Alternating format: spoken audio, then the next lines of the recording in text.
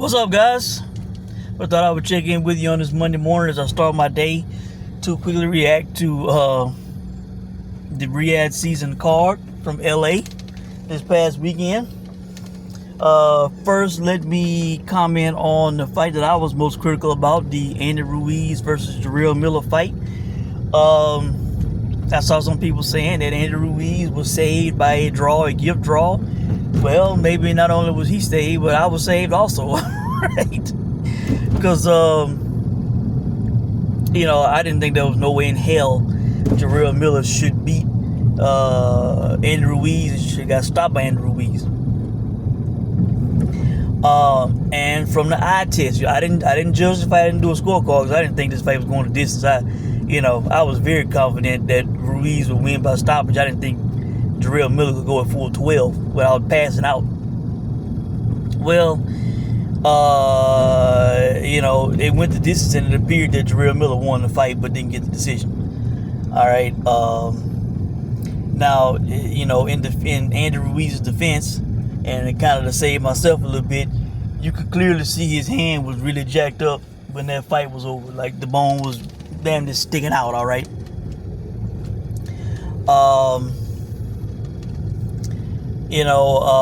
I was wondering the field. I'm like, man, why is Andy Ruiz slowing down? Is he getting tired? Is the ring rust? Because it looked like he was slowing down to me from the fifth round on, and not throwing as much, and I guess that was why.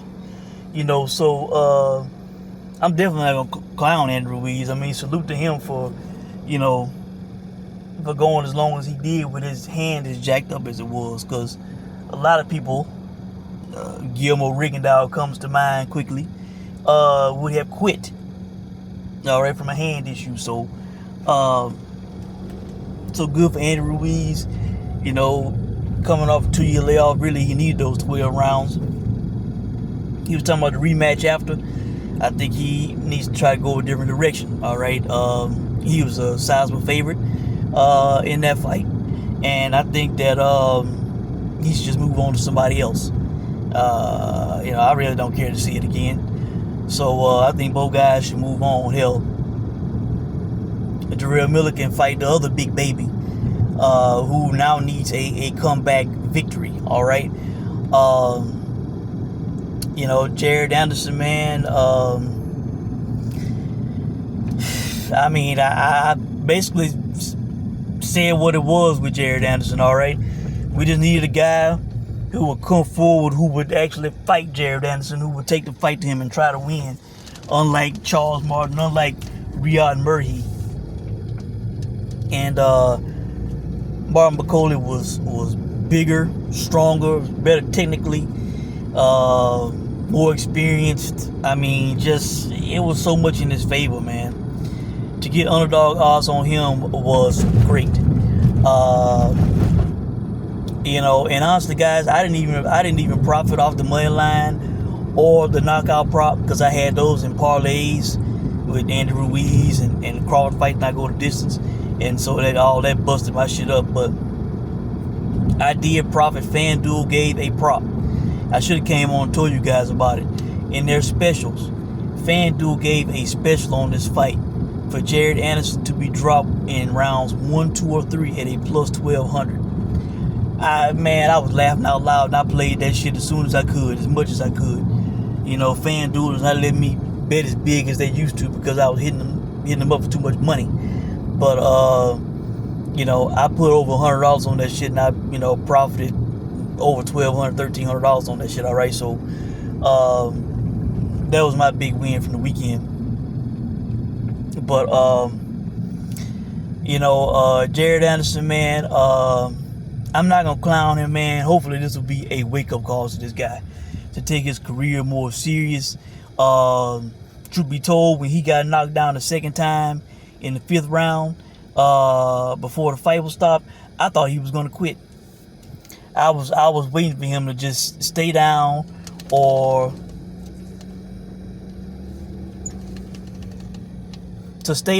basically say, that he was done. All right, walk away, and he didn't. So, salute to him for not quitting.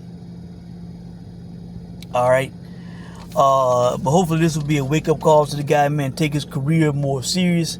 It's, you know, it's basically do or die for the guy now, man. Either he gotta, you know, try and take this shit serious, or just give it up, man. You know, so we'll see what you know, what Jared Anderson does, man. But you know, he was doing all that shit, you know, drinking and driving and running for the police and all that shit, man. How can people invest in the guy and say that, you know, that he was, you know, the next great American heavyweight and he was gonna win this fight, all this and that?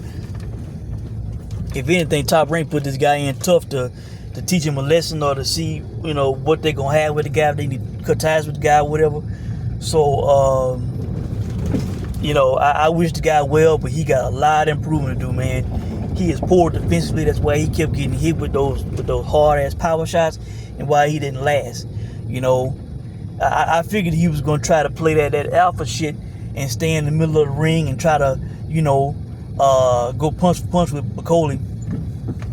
And that shit not gonna work with everybody, man. He came across a guy that shit would not work with. So he needs to add more tools to his game. He needs to not only be a pressure fighter, but a back foot fighter, and be better defensively.